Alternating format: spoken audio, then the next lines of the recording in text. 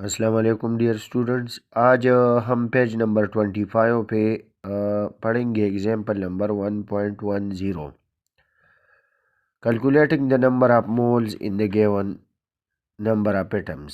ہمیں number of atoms دیے گئے ہیں، اس میں ہم نمبر آف مول کو کس طرح کیلکولیٹ کریں گے۔ Titanium is a corrosion resistant metal that is used in rockets, aircrafts and jet engines. ٹیٹینیم ایک corrosion resistance metal ہے جو کہ راکٹ میں بھی یوز ہوتا ہے، ایئرکرافٹ میں اور جیٹ انجن میں بھی یوز ہوتا ہے۔ آپ کیلکولیٹ کریں the number of moles of this metal in sample containing 3.011 multiplied by 10⁻23 titanium atoms۔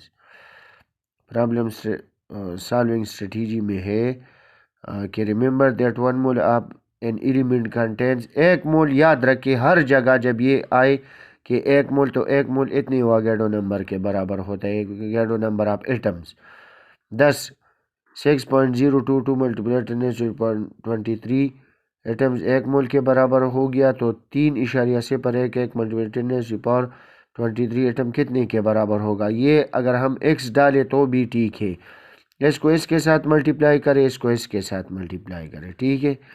تو یہ جو ہے یہ آئے گا 6.0 سالوشن میں 6.022 ملٹیپلائی 10⁻23 ٹیٹانیم ایٹمز ایک مول اب ٹیٹانیم کے برابر ہو گیا، تو ایک mole titanium atom 1/6.022 multiply 10⁻23 moles of titanium کے برابر ہو گیا۔ 3.011 multiply 10⁻23 T I atoms is equal to 1 over, تو اس 3.011 ملٹیپلائی 10⁻23 ایٹمز کو ہم 1 کے ساتھ ملٹیپلائی کریں گے اور اس ویلیو پہ ڈیوائڈ کریں گے، تو یہ 0.5 مولز آف ٹیٹانیم آ گیا۔ اس کا جو آنسر ہے، اس کا مطلب یہ ہے کہ جب ہمیں نمبر آف ایٹمز دیے گئے ہو تو نمبر آف مول کو ہم اسی طریقے سے کیلکولیٹ کر سکتے ہیں۔ کوئی بھی کویسچن ہو آپ کمنٹ باکس میں پوچھ سکتے ہیں۔ شکریہ۔